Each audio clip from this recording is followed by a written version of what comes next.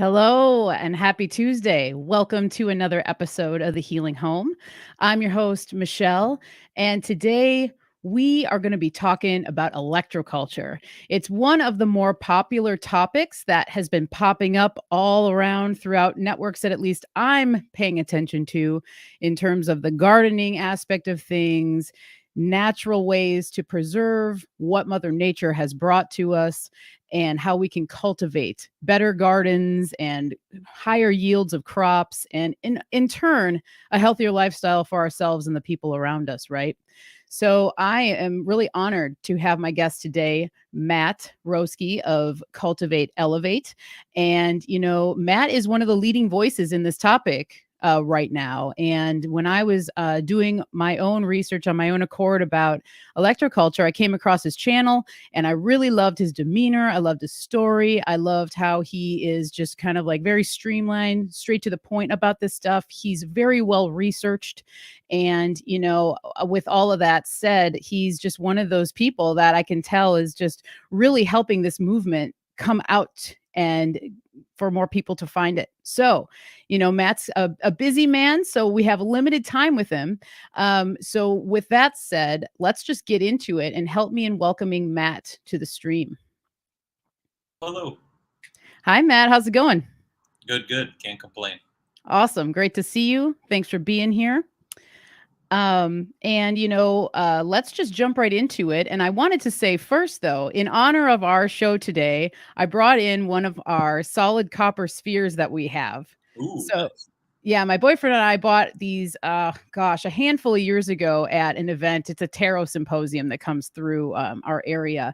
And these things are just freaking amazing. And, copper has just been a huge part in our life. And, hearing and learning about all this electroculture stuff, I'm like, I've got to bring the copper in for this stream. I like it. So, yeah. So, if you would, could you just, introduce yourself for people who might not know who you are? Tell us a little bit about your story and how you found electroculture. So I'm Matt, and I'm the owner of Cultivate Elevate. And we started our company back in 2020 to provide solutions to all the nonsense in which we face, right? We're always bombarded with a lot of different fear, and we're running out of this, and we might have health issues on this, or our terrain has been impacted on this way. But in reality, there are always solutions. That's what I've realized, and that's what our company has been about, is providing solutions, whether it's from our gardening, from our health, from our food, from our water, all the different things just that are very simple things that can be done to elevate our terrain. But I got into electroculture when I did an Akashic reading back in 2020, right? So I had an Akashic reading done, and the lady that I reached out to, she was a sweet lady out of Ireland. She told me to look into crop circles. And I was like, okay, I don't know what I'm going to learn about crop circles. I guess I'll just go look at them. And she goes, when you go and look at them, you'll figure it out. And I was like, okay. But what was interesting about this reading with the Akashic reading, she told me my entire timeline of my life and everything up to when I was basically 35, every single thing exactly to the T over the telephone. So I was pretty blown away. So I thought that she knows, right? Like she can't just be pulling these things out of thin air or ether, as we should say now. But anyway, so with that, I started going into crop circles, and I started understanding that they were cymatics, or like a language being spoken to us, right? The earth is emitting this language, and it's emitting these beautiful designs, these fractals, these beautiful things, and it's communicating, right? Our everything is communicating all the time. And that's kind of how I see crop circles now, as almost like a way of communication between the language of the earth and us. Now, we can't really understand them because they're in symbols and different, images, but a lot of it relates to either up above in the stars or something going on the earth at the same time, which I always found really fascinating. But when I got into that, I started going more into then pyramid energy and understanding the powers of the pyramids and how pyramids have been used to preserve food, to boost agriculture, to help improve meditation, bring plants back to life, which have been extinct for up to 20 years. All these beautiful things that pyramids were doing. That's why people used to wear the dunce cap, right? Children in school, they used to place a dunce cap on top of their head because the cells are actually spinning the opposite direction. And when they would place the pyramid onto their head, they would be able to focus because their cells start spinning back the opposite direction. So I got into pyramid energy and I started learning all about this, and I thought, this is wild, and I always had a thing for energy. I was in the fitness world. I watched people do 1,000-pound deadlifts in front of me, 1,000-pound squats. I've seen just about everything. I would use my voice, chant, get people pumped up. I've seen energy on the physical spectrum, but when I got into this, it made more into this, mental and spiritual and moving into it. And as I started jumping into those different rabbit holes and reading all these books and connecting things to energy, like the book The Invisible Rainbow, which I highly recommend every person to look into. Great book on the toxic frequencies, on our terrain. But as I started going into that, I got into Victor Schauberger's work. And Victor Schauberger's work was just remarkable. What he did with water, what he did with copper, what he did with this beautiful bioplow and all these different tools and things. He understood that if we harmonize our terrain, our terrain will work with us, right? Nature will work with us. If we go against it, nature will go against us, right? And so it's very important to always remember that. But Victor Schauberger led me into the electroculture different ploys, right? So when I got into electroculture, I started learning about how we can harness the atmospheric energy that's all around us, right? And what he was showing was when we go to place copper into our soil. So back up a little bit.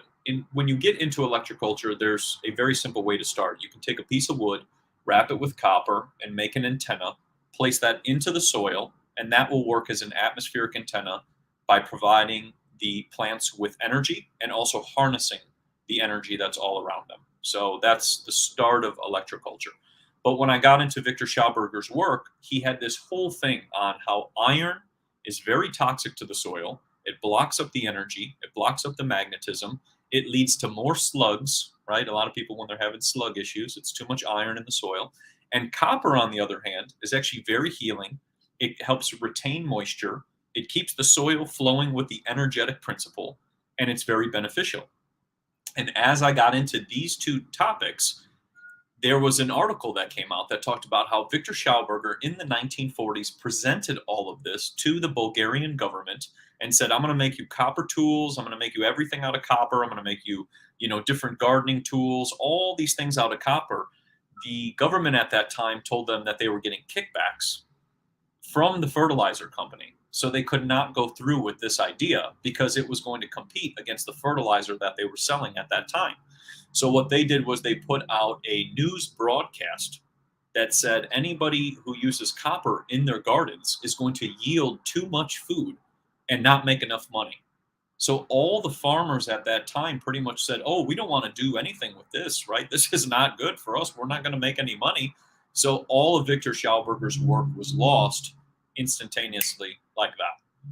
And that whole thing just changed my world. And when I read that one part, that's kind of when I started trying it, right? So what I did was I took a piece of wood and I took some copper and I just stuck an antenna into my moringa pot on my balcony. And the average moringa pods, when you usually get them from moringa, are about 6 inches. When I put this antenna into my pot, mine were 14 to 22 inches long. So I was blown away by the size, and that's what's happening now. So now if we fast forward, this was last year. So now if we fast forward to 2023, I get a ton of messages every single day of people's plants just going absolutely wild. And it's been such a journey. But when I read that one part about the farmers and how, they were deceived, right, by the money, it made me realize I need to put this information out there. I need to speak about this. This needs to be said because all of us faced, food shortages and nonsense, whatever, in 2022 and 2023. And it's like back in 1941, you already knew this, right? Back in 1939, you already knew that. And then if we go back farther, 1920s, you had Justin Christo Flo, who was doing all this with electroculture, George Lakhovsky, who was doing all this with electroculture. So now we're going even farther back. So, and then if you look at the books which were presented, there were books created and studied by the government on electroculture in 1905.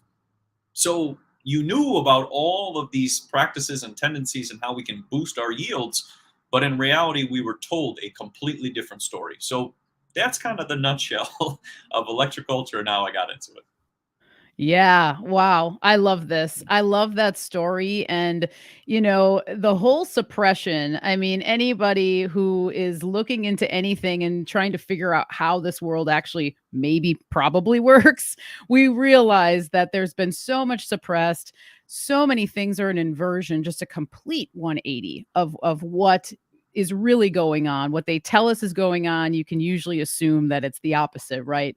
And this stuff, it's one of the things that to me, when I heard you talking about this, especially the details about the farmers being told they weren't going to make money and all these things, it's like, as you said in the beginning, fear will create such a stifling negativity that you can't really it takes a lot to break through. And so the moment you tell someone you're going to lose money, most people will end up stopping doing whatever they're saying is going to make them lose money, right? And so to think that this was the thing, and I've even heard you talk about, that this goes back even further, obviously, like to, times of Tartaria and the Egyptians, and that this technology, when we sit around or we used to sit in class and hear how there were people pulling big bricks to create these pyramids and all this stuff, and we're programmed to think that that's how it is. But when you think about the advanced technology that is still available to us today and was available to these more primitive people, when you look at it, they actually were very primitive at all. They were very at the forefront of what was actually really going on and had such a deep understanding of how this universe actually works. And so to think that, we've all been our lineages are tapped into this information, and I think that's why it is becoming such a popular topic now, because just like with plants and herbalism, what I've learned from working with plants anyway is that once you start tapping into plants and you start listening to their language and you just sit with them and you literally treat them as though they're a person, you're there to talk with them, you communicate with them, they communicate back. And it's something deep within all of our DNA, at least I believe, this innate connection with plants, with nature, and that, like you said, once you start working with it, things just start to flow, and then it's one thing after another. Oh my goodness, this is all going on and it's happening. And so it's such a beautiful, beautiful thing. Go ahead.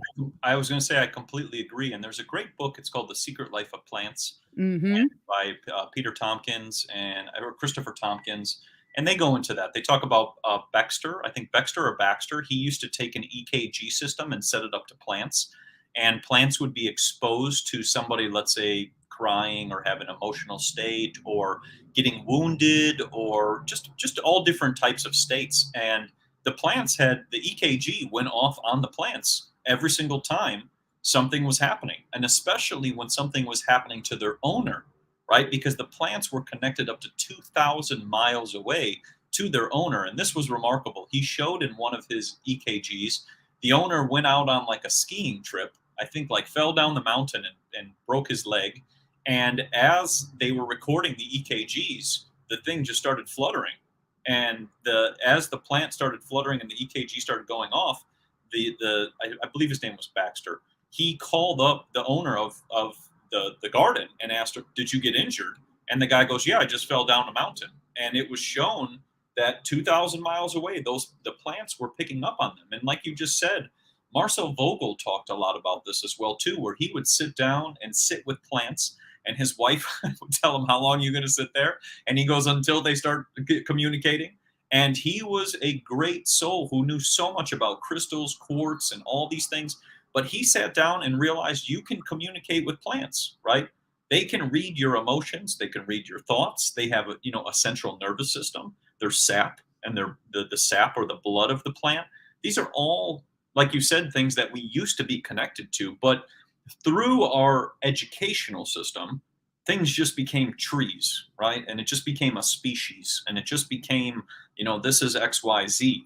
But in reality, we're not out there connecting with the trees, connecting with these, beautiful trees and plants, and understanding how much life force is there. And what I started to realize with the electroculture movement, which is going on, is we're supporting that. We're supporting the trees, the electrical conductivity of the plants, the electrical conductivity of the earth, right? Because when they're placing all this iron into the soil and all this iron into everything, they're gunking it all up. They're blocking the life force. And then the plants can't, their root system gets all blocked up, and then things cannot move. But when we start bringing back in the copper and the electroculture and quartz and crystals, and as you showed me that little copper ball, all these different things, we can be bringing back antennas from the past, right? Like you just said about the Tartaria. Now we're going into old world buildings which used to be just covered with antennas, right? What was the first thing they removed off all these old world cathedrals and buildings? The antennas.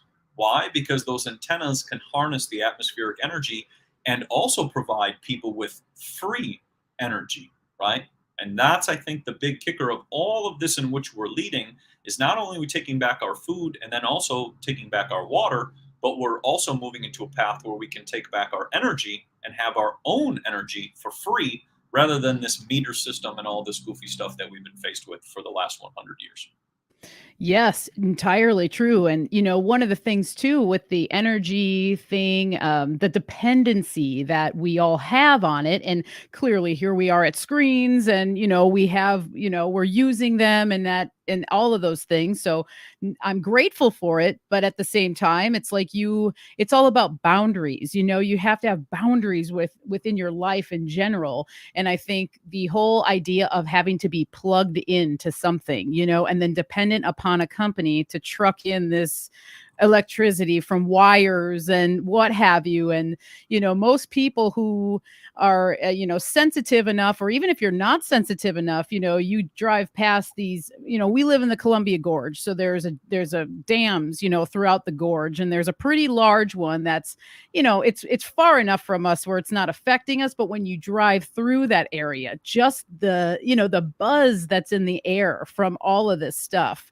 And to me, it doesn't look as human as free energy would, but with something like electroculture or something as welcoming as like a nice copper antenna versus what you see, these monstrosities of just big old, metal, kind of almost skyscraper-esque sort of formations where our electricity is pumped through. And it's all about control, and taking people's power away. And that's one of the things that is just so glorious about the electroculture, and seeing all these people, people I know, people just online, people I've seen through you who are they're implementing it. They're just going, okay, cool. I can go to the hardware store. I can buy this copper. There's sticks everywhere.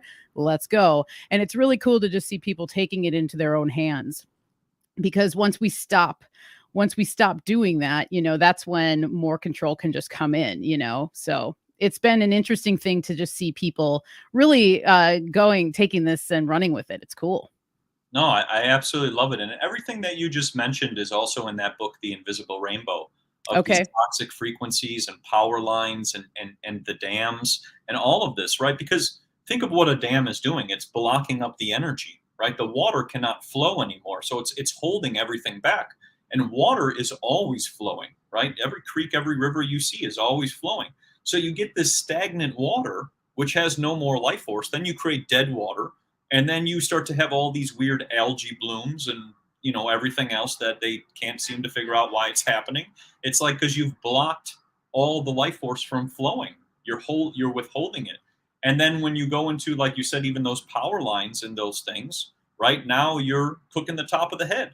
A lot of people get a lot of static. That's why a lot of people start losing a lot of hair on top of their scalp, because when they're using, for example, maybe like a plastic comb all the time, or rubbing plastic on the scalp, they're creating static up there. And then if you combine it with, like you just said, those power lines, now you have an abundance of static on here, and that can impact the hairline and then also the brain.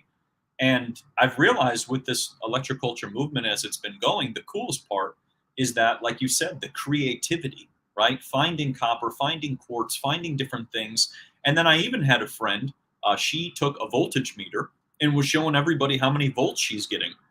So it goes to show, it's like we could be harnessing all this energy that's around us in a natural way, that's not diminishing our life force at the same time, right? Because our whole system, first off, electricians don't know how electricity even works, right? We don't even know where it really comes from. This is where it goes into. So then, if we don't know how it works, how do we know what it's doing to our body, right? Or like and yeah, when you think about it. But when you go into it, we can do things in a more natural way, like the old world buildings and all the old world times, right? They understood when you stack certain materials together, they complement each other. Versus when you're putting all this plastic and steel and just running wires all over the place, you're not going to have a beautiful terrain. And then everything is going to suffer, which then creates what I've learned is additional industries, right? You have one industry to another industry, and then it's an adapter to an adapter, but you never resolved the terrain issue in the first place or the root cause. So, in my opinion, electroculture brings that back and then also takes people off of the grocery system or the grocery stores, right? Our grocery stores, when food is sitting underneath LED lights or fluorescent lights, it's been shown in the book by Dr. John Ott, Health and Light, that nutritional deficiencies or nutritional value of food is diminished by up to 95% when it's exposed to fluorescent bulbs for over like 10 minutes, right? So even just a simple thing. So in the grocery store, right, you're messing up the food. And then on top of it, if there's, let's say, shortages, which are created by the corporations to try to increase their price and whatever else, then what happens is the person doesn't even have access to the food. So at least with the electroculture, what you're doing is you're shortening the ability for you, you're reducing the ability for you not to be able to get food, right? The food is at your doorstep or at your backyard or at your balcony or in your house. I have people growing potatoes up to their ceiling in their house. So you're shortening all of that and then getting rid of that weird point in between, right? The transitional point in which food is moving from, let's say, the farm to the store is the part in which they do all kinds of weird stuff. They spray it with all kinds of things and then whatever else. So if we can get rid of that and then take back our power, then we can start to elevate our health and then get all those nutrients back that I was mentioning, which are getting diminished through this processing or preservative time in which the food is going through. So yeah, it's a win-win on so many different ways. And our systems they're broken and they've been broken for a long period of time. But I think electroculture is a founding solution to start fixing little things each step at a time.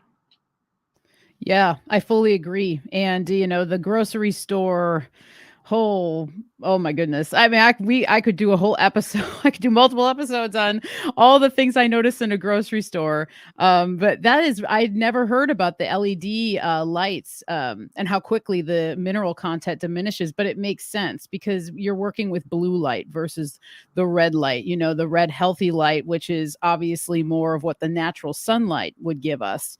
So it makes sense that depletes the nutrients because it depletes us too. You're under fluorescent lights at work or at school or these grocery stores, wherever, most places you go now too. And even, my boyfriend and I were talking about it a couple months ago or something, but you can't even, you have to really study the light bulb section at like a local hardware store. I mean, you have to really, I'm already picking everything up and reading labels like till day's end anyway at stores.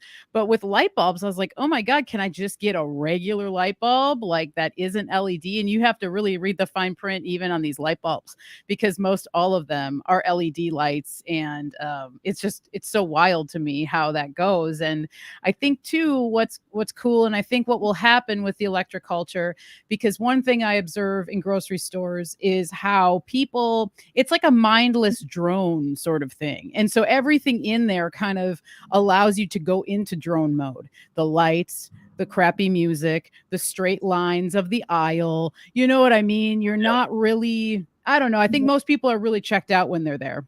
Yeah. And the amount of people I just see just tossing their food into the cart, kind of like, okay, I got a bag of salad, toss it in. I got this. And they're just like literally throwing it in. And I just think to myself, there's no real genuine love connection there. If you're literally just throwing it in, it's like, that's what you're going to be eating. You're putting that in your body. So that already that intention of you just kind of grabbing it, well, I have to get food. And you're just like kind of piling it in.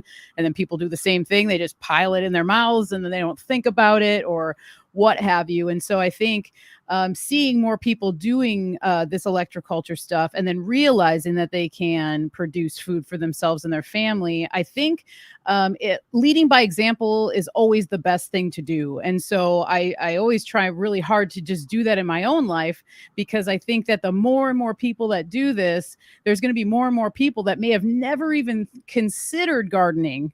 They might think this is like, wow, really? I have to try it just to see if it works, and then if it works for them, which it probably will, that being a motivating factor, like, just bar none. So it's really cool. I mean, I'm pumped on it. And to me too, it's so cool that this has been around for so long. And it's interesting how things in our lives go like that. There's this ebb and flow where things come back into popularity and then they go out again. Because I first came across the concept of electroculture, I don't know, maybe like 7 years ago or something, in this book I have. It's just called Old Time Gardening Wisdom. And it's this man who goes through all of the methods that his grandmother used to use. It's by Jerry Baker. And it's a great book. And he talks about electroculture. And he Oh, wow. talks about how his grandmother used to incorporate this. And as he was a little boy, he said that she would even put, bicycle spokes, or she would just have all these little trinkets that she would have, and he didn't understand what it was. And then she explained it to him in a way that a grandma would explain it to a grandson, and he writes about that. And I remember my mind was kind of blown at that concept, thinking, oh my goodness, like, what? I've never heard of this. And then now to see it just being revitalized is very cool. Well, Very, very cool. and I think, like you said, is we've forgotten those things, right? People used to take a penny and throw it in the bouquet, at a wedding, so that the plant would stand up the whole time throughout when they would hold it through the wedding, right? Ah, With the copper situation, we can go back into time. Everybody used to have copper watering cans. That used to be the thing. Remember, everybody had a copper watering can, and then it had a curved spout, which was very important because it keeps the structure of the water as it's pouring. So copper was used so much. And then you have copper gardening tools, right? That used to be very popular till the iron thing took over.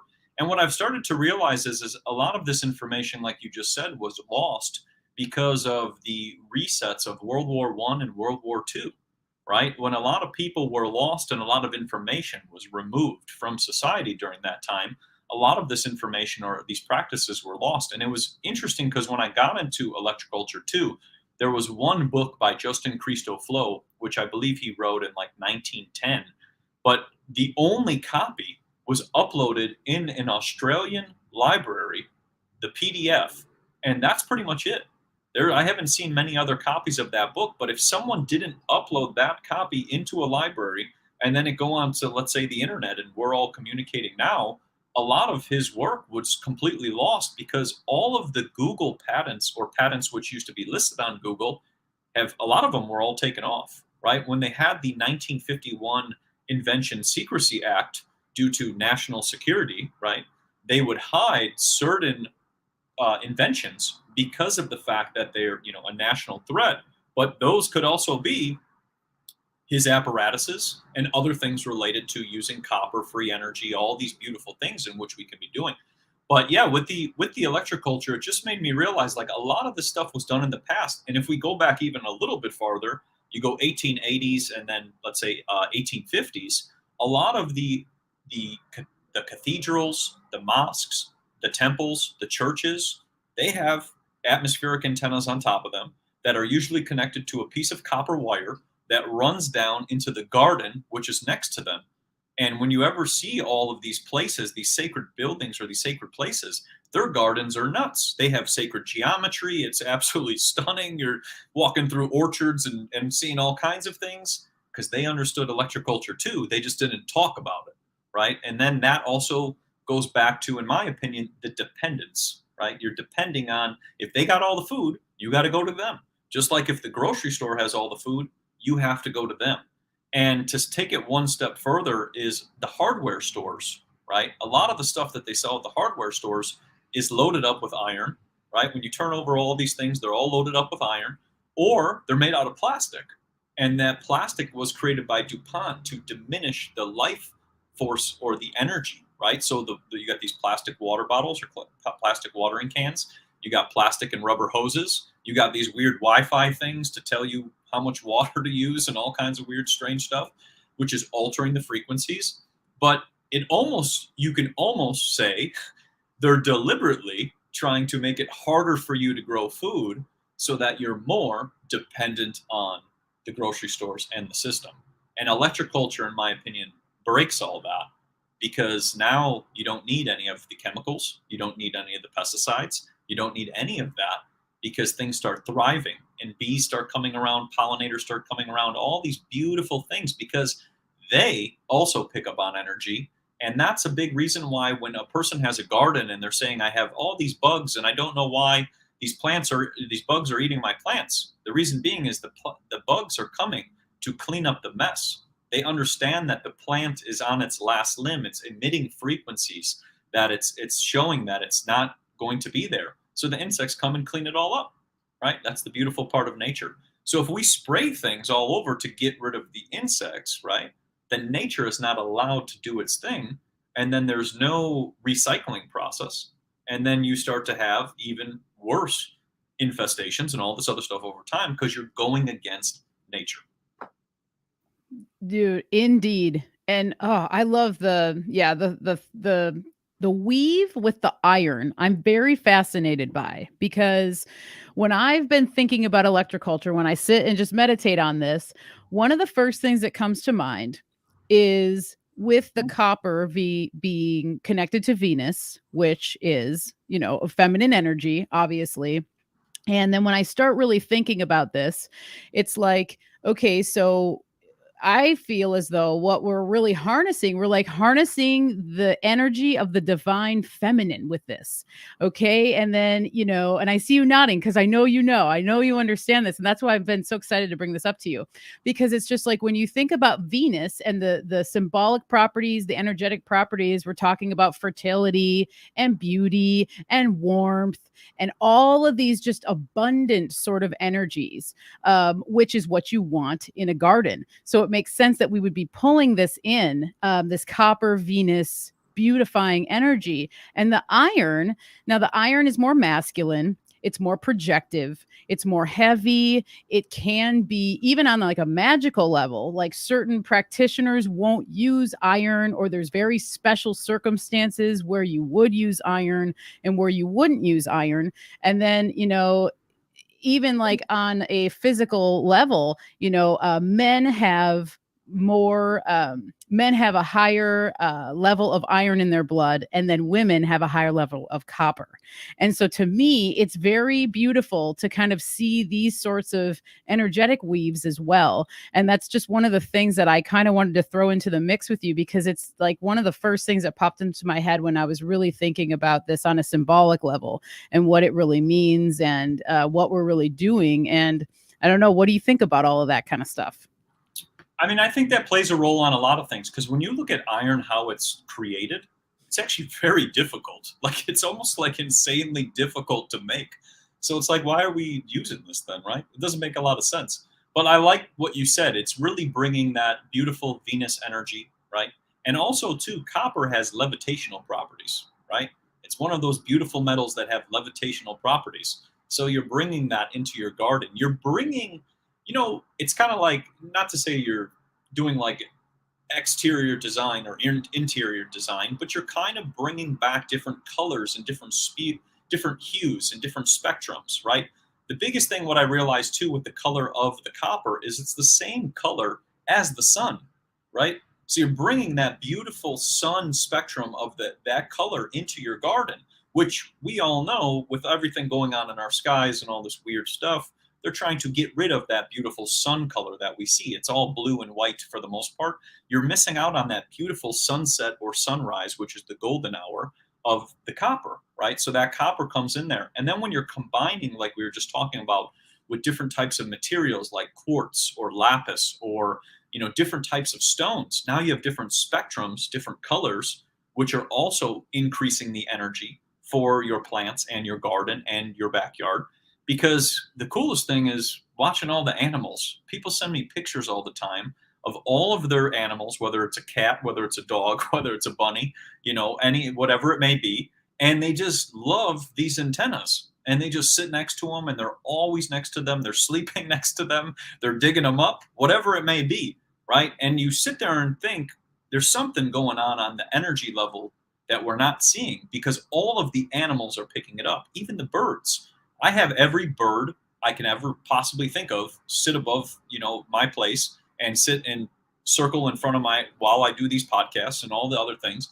They pick up on this. I've had bats. I have all different types of insects like that I've never seen before. That's another thing, seeing beetles and different things in which I've never seen before. I saw a gray ladybug the other day. I've never seen a gray ladybug. It landed on my shoulder. So all these things are picking up on this energy. And like you said, if we're using all this iron, which is just deadening everything, right? It's just heavy and it's just deadening everything. It doesn't make a lot of sense, because, if it's causing all that heaviness, then how is anything going to thrive, right? Because if everything is light and airy, and we go with the wind and water, which is light and airy, it flows. Everything flows. So if we're blocking it all up with this deadening energy, then we're going to have a recipe for disaster. And that's what Victor Schauberger showed in the 1940s. He was saying that a lot of the stuff related to the Dust Bowls and all the things which were going on at that time was people were just ripping up the soil with iron tools the entire time. And he's like, that's why you guys have droughts. Your soil is clumped and blocking all the water from absorbing. So you're going to have that. And he goes, that's why we need copper and bronze and brass and wood and all these other, and hemp. You can go into so many different things. But yeah, it's remarkable, the beauty of copper. And I feel like we've really lost track with it. But it's such a remarkable thing. And on the note of what you said with the iron in the blood of males, females have a very high amount of copper in their blood. And that's another thing which I thought was really interesting. So you're amplifying that. You're amplifying the beautiful properties of the body. And then when we're using electroculture, we're also amplifying the beautiful properties of plants. And somebody messaged me the other day and told me about how plants are green because the chlorophyll. And they said, what does copper look like when it gets oxidized? It turns green. So are all plants just loaded up with copper? That's what's causing them to spout, and sprout? Stuff to ask, and questions that we have no answers to, because our system doesn't even go into talking about these things.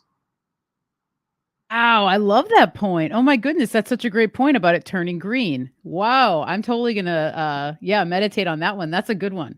Whoa. Well, yeah, I mean, I love where this is going, because, and then when we think about it with the high copper levels of a woman, it's like, well, this is mother nature, it's mother nature, so it's like, yeah, she's the grand woman. Here we are, she creates what we need when we need it. And so it kind of comes as no surprise that the heaviness of copper, or not the heaviness of the copper, but the heavy amounts of copper, that women carry, it makes so much sense to me when you really think about it. And with the animals being attracted to it, because we're in a colder region, we had snow flurries this morning. So, I've been doing planting, I've been doing a lot of starts, because we have a solar shed and what have you, but I have erected a few antennas so far in the garden, and I did it in the bed where I have a lot of the spring blooms. So, hyacinths and tulips and all those things. And I'll say, the color of them, and as they lasted longer than they normally do, and their color was more vivid this year. That's what I noticed. And then I did notice that as soon as I erected the first antenna, there were birds that were really drawn to it very quickly. And then secondly, working off of the idea of working with more natural materials in the garden versus, you go to Lowe's, you can buy easily buy supplies to make a fence with whatever they have that their material is. It's usually horrible bird netting that hurts birds and insects and stuff. But just this past weekend, we built a garden fence using all materials from the area. And so it's called a dead hedge, and there's many different types of styles. It's an old style of fencing. You can look it up online. A lot of it's very heavily used in Europe.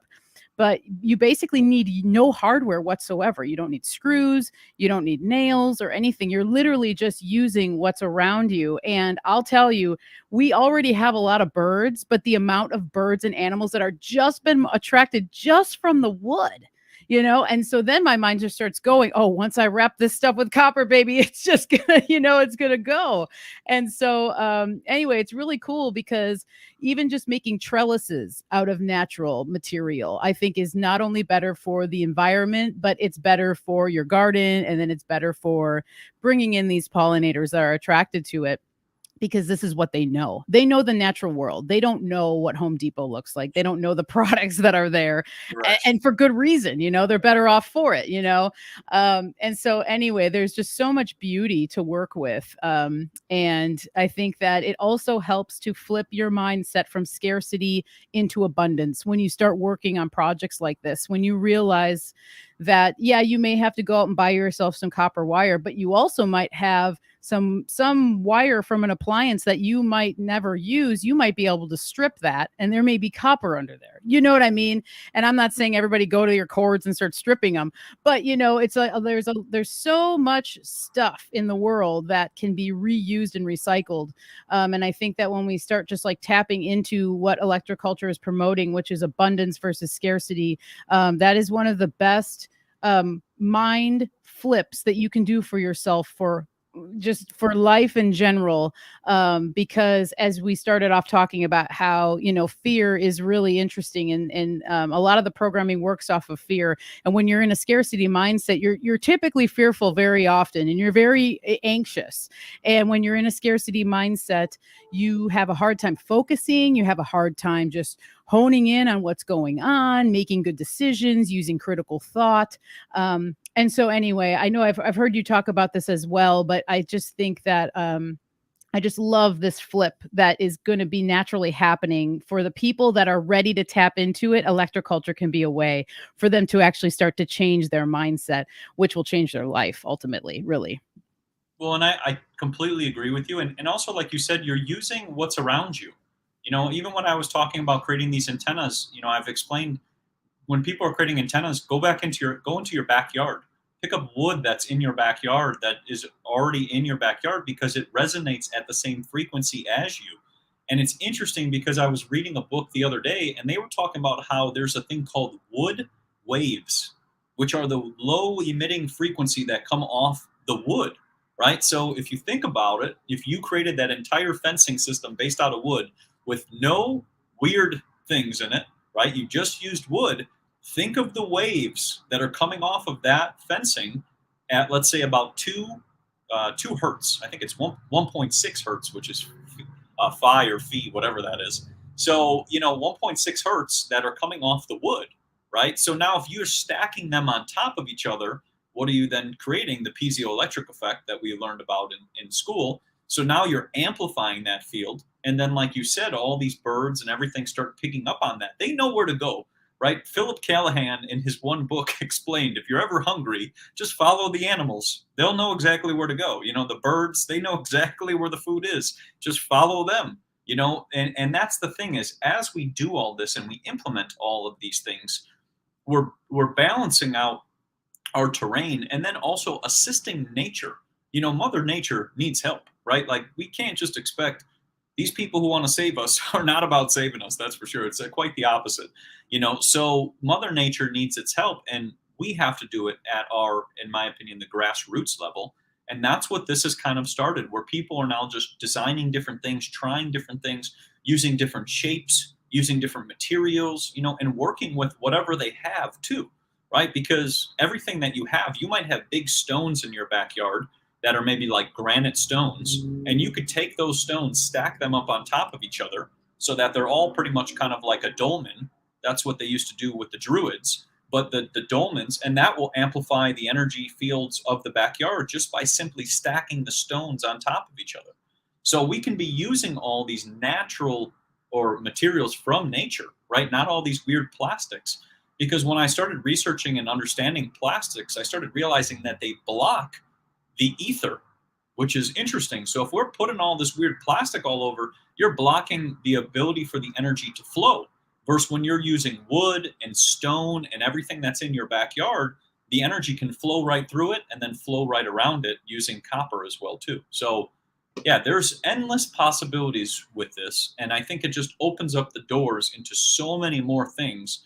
And with the amount of messages that I receive and the amount of things that are occurring, it's just gonna, yeah, it's gonna change things. I even had a buddy who told me he's now a frequency farmer, and he does farming with frequencies, and he's all about it. So think of that. If we start using frequencies like bird sounds and all these beautiful classical music, Beethoven, Bach, all those things, think of how much more we can add.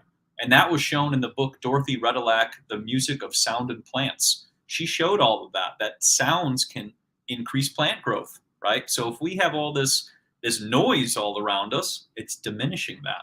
So all these things can be used to elevate our terrain, our health, and then also our home, right? Because that's where I realize it starts. It starts at our home, and it's up to us. And that's kind of where it all began with electroculture. I love that. It all starts with the home, and it all starts with us. It's like, because we are our own antennas. We're all an antenna. And so what we put out, it gets picked up by whatever's around us. So if you're putting out negativity, you're putting out whatever the heck is going on, other people around you pick up on it, whether or not that person realizes it or you realize it or whatever. It is emitting this frequency. And I think too, like, I just think about, if you're wearing copper jewelry, even, or you are gardening with copper, you are then the electroculture antenna in your own garden, walking through the world, walking through the forest, whatever. You're bringing that in as well. And so there's something very beautiful about that. And yeah, I'm excited for all this stuff, and it's really cool. And so yeah, I've been so honored to talk with you, and I feel like, yeah, we could probably talk and talk and talk, and there's so many points to be brought up. But I just want to give you a chance. The platform is yours now to let people know where they can find you. I know that you offer some wonderful superfoods and mushroom powders and things on your website. So if you want to shout that out and direct people where they can get those products too, and all of Matt's links are also down in the description below. But the floor is yours, my friend. Of course, so you guys can find us on cultivateelevate.com. Our website has a whole plethora of information, from videos, podcasts, information about what we're talking about right now, and then all of our beautiful superfoods, which all of our superfoods are just designed to heal different parts of the body. For example, we have pearl powder, which is great for the eyes, great for the skin, great for the hair, great for the nails, and also going into vibration. The pearl vibration is the ocean, right, and the water, which is very important. And then we have dragon's blood, which is remarkable for the skin. It's the ancient tree sap of the Draco tree. And tree sap, as we know, is very, very healing. Like if we think about turpentine and all the pine saps and maple syrup and all those beautiful saps, right? That's very, very healing.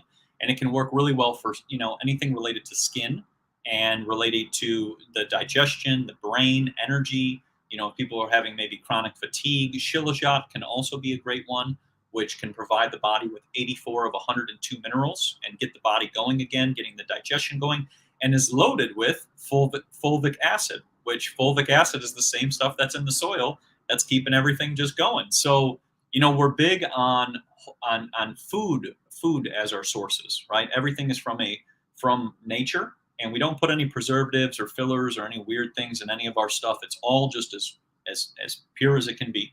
And you can find us more on YouTube. We also have a great YouTube page. We have a Rumble and a Telegram, Cultivate Elevate. And then last but not least, our Instagram. We have 2 different pages on there, Cultivate Elevate and then Cultivate Elevate 2. But I try to share to everything, because when I first even started talking about this, I got censored multiple times for just even bringing up this topic. So, I try to put information out there everywhere on every different platform. And if anybody ever has a question about anything from this podcast or anything else, they can always just send us a message, and we're more than happy to send you a plethora amount of information on how to get started and what to do. And just, books, because I'm big on people reading books, because we've lost that. We've lost where we sit down with the beautiful book that is made out of linen and other materials which are natural to our hands, right? They used to use linen on all the different covers of the books, linen and paper. So, when we connect back to those books, we start to access different parts of our brain. And same with you and your meditations, same exact thing. You start going into different parts of your brain. So I'm very big on that. But yes, you can find a plethora of information on our website. And if anybody has any questions, they can always send us a message. But we're more than happy to help. And like I said, just try it, right? Just try it. You have nothing to lose, right? And only things to gain. That's kind of what I've started to realize, because we've been taught to keep a closed mind on a lot of topics. And usually our instinct or our gut is correct on all of those things, but our closed mind keeps us from doing them. So just try it, test it out, see how it goes, take pictures, see what happens with you, put them around, see, and then go from there. And I kind of see it as the sky's the limit with all of the electroculture and where it's going to go from here.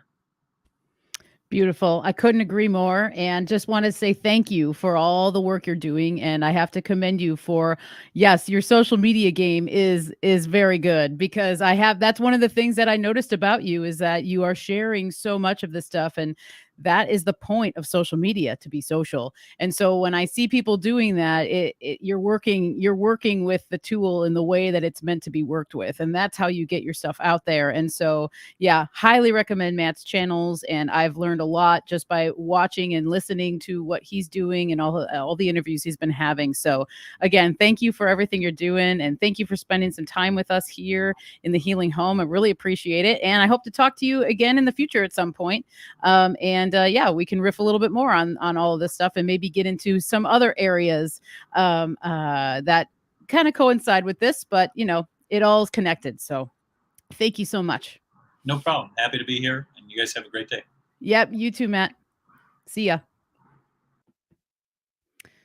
Alrighty, y'all. Well, I've got some updates for you for anyone who wants to stick around. But boy, that was such a great chat. And I really, really admire Matt and what he's doing and all the work that they're putting in. So, as I mentioned before, the book that I talked about is here. It's kind of shining with the light. Old Time Gardening Wisdom, Lessons Learned from Grandma Putz, Kitchen Cupboard, Medicine Cabinet, and Garden Shed. This is a wonderful book with tons of recipes for natural fertilizers, ways to harvest, how to make your own trellises, electroculture, what have you. So yeah, it's a wonderful book. If you can find it, I bet you can find it online somewhere. But I'll pull up some slides for everybody here if you're interested in sticking around and hearing my stuff. No pressure. All right, let's add this to the stream. All right. So just wanted to say thank you to all the patrons. My Patreon page is new. And so I've been having more people joining, which is seriously so much appreciated. So thank you to Chance Garton, Binaboo, Lockjaw, Jane, Liam Shrimp Anderson, and Amy Messner. Thank you guys so much. Really appreciate the support. As I've said before, when you support me, you're supporting Mario. When you support Mario, you're supporting me. We're a unit. So this every little bit helps, and we just are really loving it. So if you want to sign up for Patreon, patreon.com/thehealinghome, you can find me there. And next week's show, I'm going to be talking about natural and herbal hair care. So I'm going to do a solo show from our last Thursday stream, where we talked about hair as well, and the Vril Society and the energetics of hair. I had a lot of questions come across, and I felt as though a lot of people were very interested in even learning what my hair care routine is. And over the years, I've formulated a few things that have really helped. And so I'm going to share all that stuff next week, 4/25, 4 p.m. at the Healing Home, same place, same time. Last Thursday, every Thursday with me and Mario, we'll have a new stream this week at 6 p.m. You can join us and see what we're going to get into. And it'll be fun. It's been a really fun casual flow. So we've been really enjoying this new show together. Full Moon Offering newsletter. The Full Moon Offering, I am sold out of my shampoo bar, but I do have 3 bars of the red clay and shea soap available. So these will be around until the next full moon, which will be May 5th. So if you're interested in purchasing one of those bars of soap, let me know. Up on the screen is my current menu of what I have going on. And as you can see, the red clay and shea soap is up there at the top. Antifungal and wound healing salve. It's a good one to stock up on now because we are going into the season where we're more active. We're outside. Scrapes and things like that kind of start to come up now. So that's a good one to stock up on. And I do have some available. And for any other inquiries, michelleshealinghome@gmail.com. I don't have an online store, so I do all direct sales. So you can just contact me to do that. If you want to schedule a consultation, what have you have a question, just reach out, michelleshealinghome.com for my blog, newsletter, consultation information. You can also text me 503-568-1569 for anything else. And with all of that said, I am going to let you guys all go and say happy Tuesday again. Thanks for tuning in. Make sure to check out Matt and Cultivate Elevate and everything he's doing. And you know what? As he said, you have nothing to lose. So get yourself some wood, some sticks from the backyard, and some copper wire and give it a try and see what happens. Because, yeah, I think the results that are coming across for a lot of people, you can't deny the results. So I hope you guys all have a really lovely day. Take care, and we'll see you again next week.